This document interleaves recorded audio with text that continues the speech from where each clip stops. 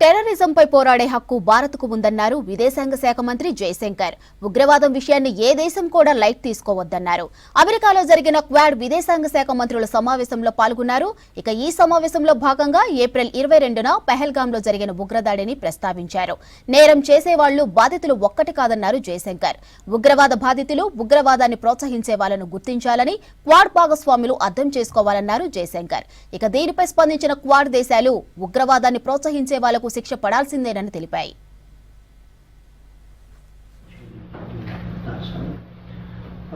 It's always, of course, a good opportunity for us to sit and discuss our bilateral ties.